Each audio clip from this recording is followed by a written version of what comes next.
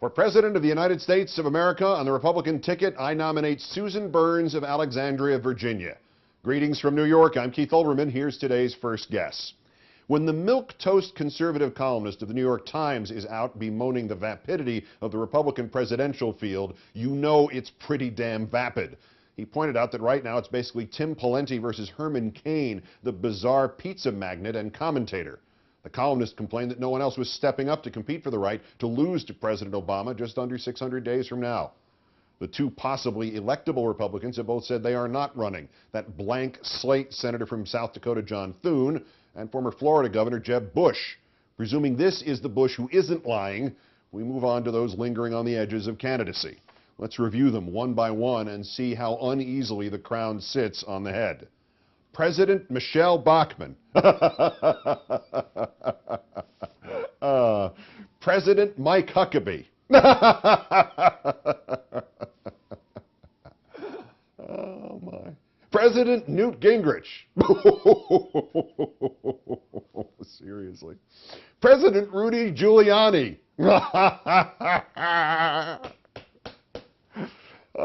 President Mitt Romney. President Donald Trump.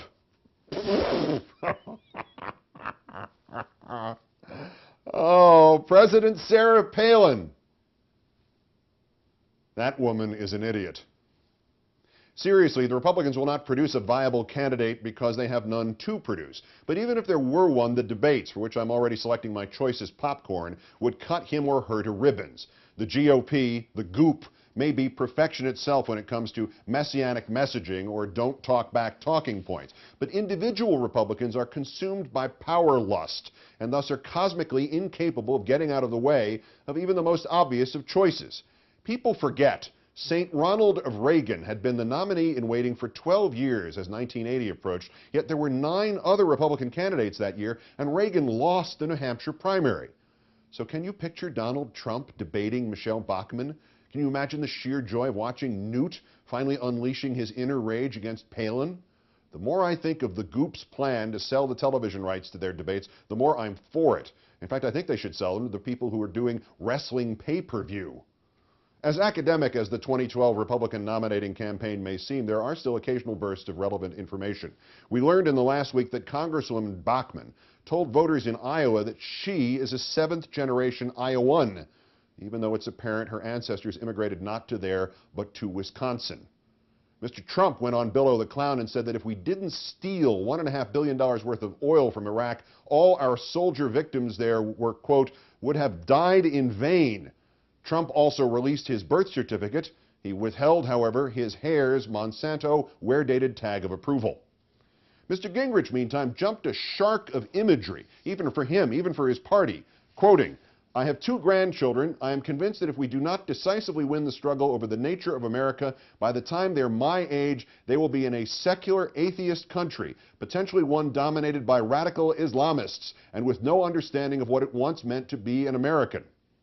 When advised that secular atheism and radical Islam were actually mutually exclusive, Mr. Gingrich added he meant, or one dominated by radical Islamists. Well, even if that's true, Mr. Gingrich is now offering a range of outcomes similar to saying the planet is in imminent danger of destruction from being hit by giant asteroids, or it is in imminent danger of destruction from not being hit by giant asteroids. Mr. Gingrich also failed to recognize that if Republicans get to run this country the way he wants them to, his grandchildren won't have to worry about religion because nobody will know how to read, since all the teachers will have starved to death by then, and simply being the descendant of a former Speaker of the House will not make you elite enough to be granted health care by one of the 2 corporations left.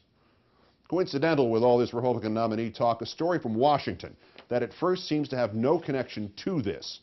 Yesterday, Paul Gauguin's famous 1899 painting, 2 Tahitian Women, was returned to its temporary display at the National Gallery there. Last Friday, a 53-year-old woman named Susan Burns attacked Gauguin's masterpiece, $80 million worth of it, grabbing it by its frame, pounding on its protective plexiglass shield, and punching it with her right fist while screaming, "This is evil." Court paperwork filed against Ms. Burns said she told investigators, quote, I feel that Gauguin is evil. He has nudity and is bad for the children. He has 2 women in the painting and it's very homosexual. I was trying to remove it. I think it should be burned. I am from the American CIA and I have a radio in my head. I am going to kill you, unquote. See, that's your 2012 Republican nominee right there. She hits all the main fear buttons. She speaks to the base. And that last part, I have a radio in my head, I'm going to kill you, that's a winning Republican campaign slogan if ever I've heard one. Keith Olbermann in New York. See you in late spring.